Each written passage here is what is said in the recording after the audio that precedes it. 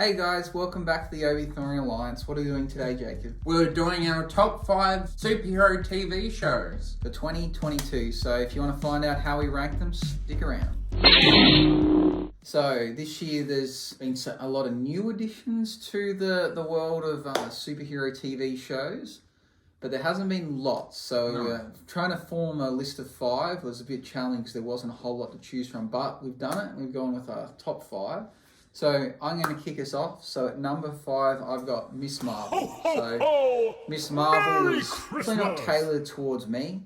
That I felt it was uninteresting. It had a lot of potential. I think the trailer made it seem like it was a lot better than it was going to be. Now, if they're going to make future seasons, I'm looking forward to it if they do. Miss Marvel, for me, I think could have been a lot better. It went with the direction it went with, which may have appealed to a lot of others, but for me, it didn't. I would have liked to have seen a bit more teen drama. I think that would have been a cool angle to go for. It didn't. So Miss Marvel at number 5. My number 5 is She-Hulk, and I just found She-Hulk.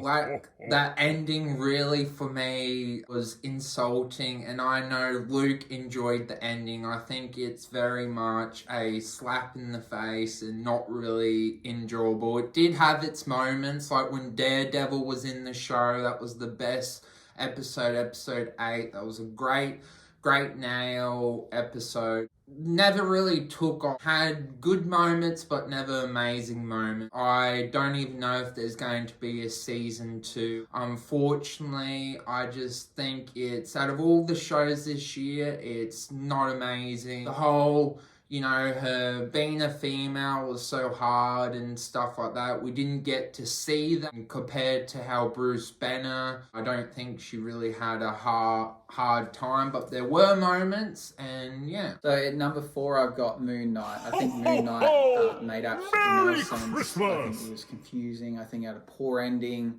I think it was really badly written. The only positive was that, there was a well-known actor playing the main role, but again, that can't make a show a good show just because it's got a well-known actor. Like, you can't just chuck in Matt Damon in the worst movie. Yes, but I know he's not Matt Damon. But my example is if you were to chuck Matt Damon in the worst movie in the world, it's not going to make it a good movie. And Oscar Isaac, for me, isn't the world's best actor. He was, in one good role. So him, for me, is not going to make it a better show than what it was. It was just all-round poor. My number 4 is Miss Marvel.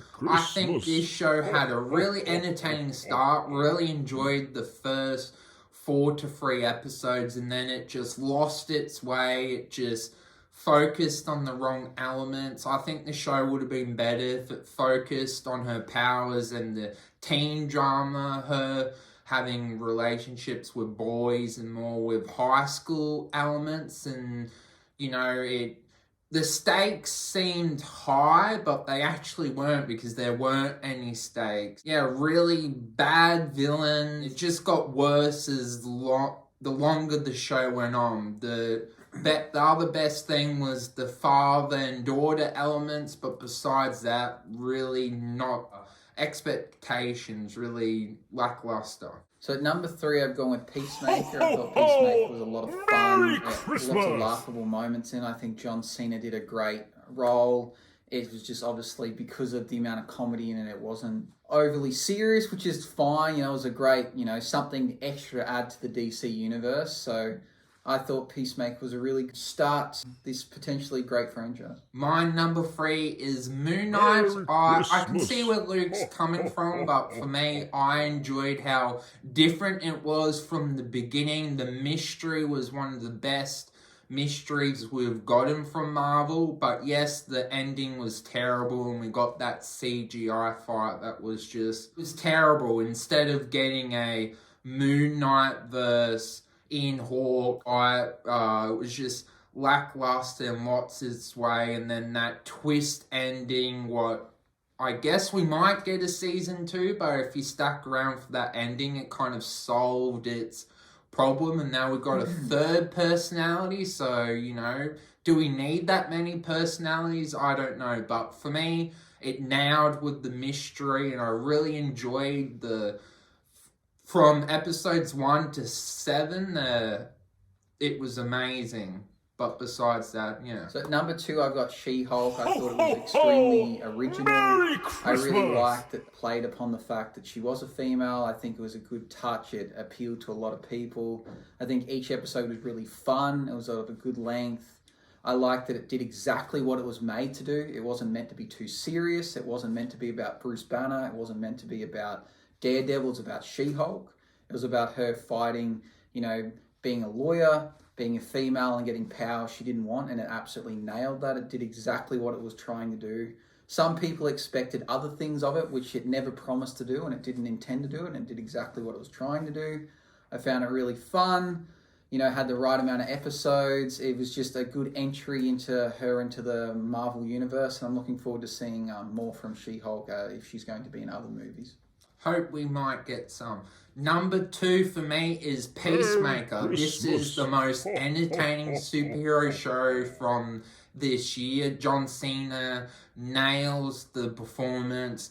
Everyone else in the team, it's just a likable ragtag group members trying to go against this evil alien species, and the Peacemaker's father is a despicable human being. But the show overall, it might not be the best spectacle, but entertainment wise for me, I had the best laugh. It has a season 2 and can't wait for it. So at number 1, I've got The Boys season 4. Really solid season, maybe the best season The Boys so far. Unlike the other shows, it fortunately had 3 seasons prior to build onto it. So being number 1, it kind of had a head start, but it still deserved to be there. It was a really great show, and again, the boys continue to impress, and I'm looking forward to the next season. This is, out of all the numbers, this has been the one me and Luke have agreed with. The Boys season 3 is the best superhero show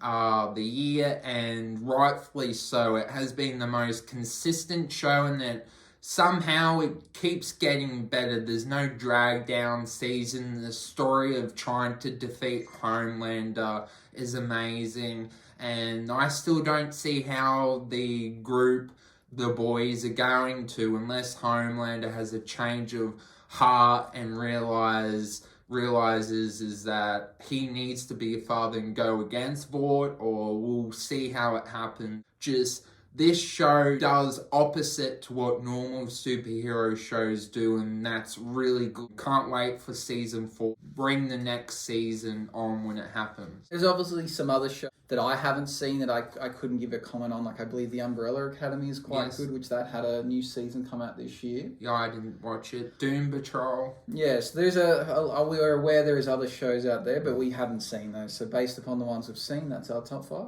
Yeah. And if you enjoy other videos like this, there's videos at the end. Like and subscribe.